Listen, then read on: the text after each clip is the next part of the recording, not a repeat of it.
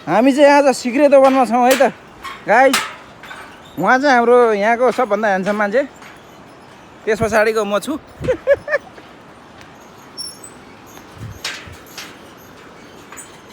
कत्रो हो यार, यो पहाड पनि कत्रो हो, ढुङ्गा कत्रो हो यो। ओ माई गड। ल आज हामी माछा मार्न भनेर आएका छौँ पोखराजोर खोलामा।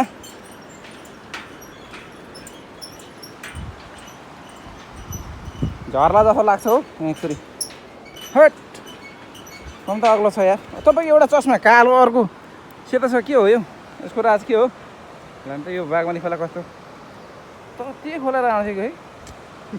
के गर्नु, हेर्नु नि त्यो जाल पनि पुरै कालो छ। पुरै लेउ लागेको थियो माछा। यो सबै काठमाडौँको ढल, त्यही खोलाले राम्रो बनाएर यसलाई अलिकति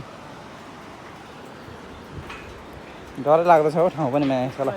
बिचमा हान्छ माछै भेट्दैन।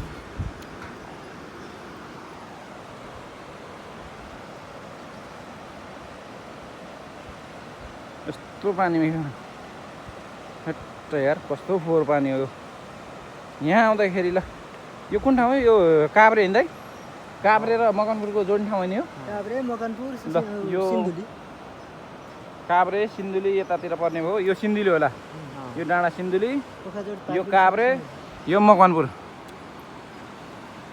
यसपालि हेरौँ त्यो ढुङ्गा के जोडले थुपाएर त है, त्यस्तो अल्गै कहाँबाट आएको यत्रो ढुङ्गा कि है?